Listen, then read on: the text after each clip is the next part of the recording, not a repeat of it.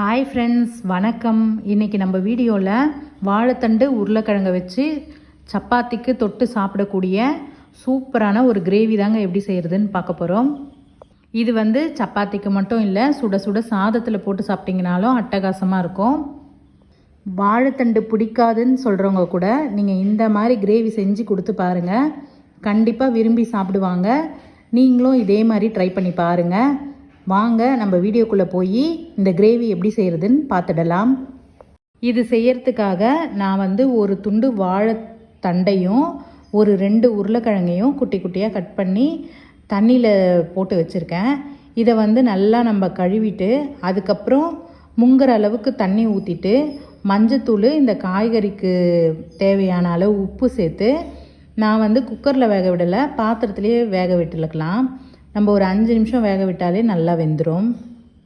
நான் இப்போது இந்த வாழைத்தண்டு உருளைக்கிழங்குல மஞ்சத்தூளும் உப்பும் சேர்த்து நல்லா மிக்ஸ் பண்ணிவிட்டு நான் வேக வச்சுக்கிறேன்.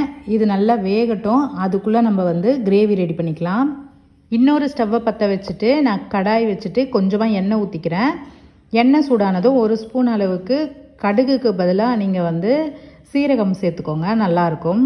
அதுக்கப்புறம் ஒரு 2 வெங்காயத்தை கட் பண்ணி வச்சுருக்கேன், அதையும் சேர்த்து நம்ம நல்லா வதக்கிக்கலாம்.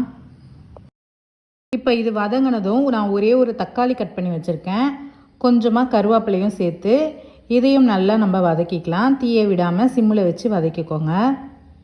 இப்போ இது பாதி அளவு வதங்கிடுச்சு. இது கூடவே 1 ஸ்பூன் அளவு இஞ்சி பூண்டு சேர்த்து நம்ம நல்லா வதக்கிக்கலாம்.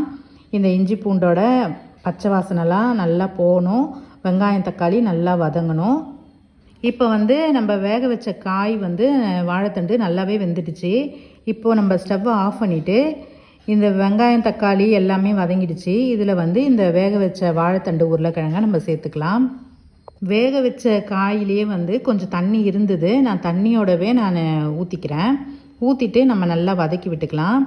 தண்ணி கொஞ்சம் கம்மியாக இருந்ததுனால நான் எக்ஸ்ட்ராவாக இன்னும் ஒரு டம்ளர் அளவு தண்ணி ஊற்றி நல்லா கலந்து கொடுத்துட்டு, நம்ம வாழைத்தண்டு உருளைக்கிழங்கு வேக வைக்கும் போதே உப்பு வேற நம்ம சேர்த்துட்டோம், அதனால் நான் உப்பு சேர்க்கலை. நம்ம கடைசியாக பத்தலைன்னா நம்ம சேர்த்துக்கலாம். நான் இதுக்கு சிக்கன் மசாலா, குழம்பு மசாலா இருந்தது, அதுதான் நான் ஒரு 1.5 ஸ்பூன் அளவுக்கு சேர்த்து நல்லா வதக்கி விட்டுக்கிறேன். இந்த மசாலா பச்சை வாசனைலாம் நல்லா போகணும். ஒரு 2 நிமிஷத்துக்கு நல்லா இது கொதிக்கட்டும். நம்ம ஊற்றின தண்ணி எல்லாமே கொஞ்சம் திக்காகி கிரேவி பதத்துக்கு வரணும். நம்ம வாழைத்தண்டை கூட்டு மாதிரி செஞ்சுருப்போம், சாம்பாரில் சேர்த்துருப்போம், பொரியல் கூட செஞ்சுருப்போம். நீங்கள் உருளைக்கிழங்கு சேர்த்து இந்த மாதிரி கிரேவி செஞ்சு பாருங்கள், சூப்பராக இருக்கும். இப்போ திக்காயிடுச்சு.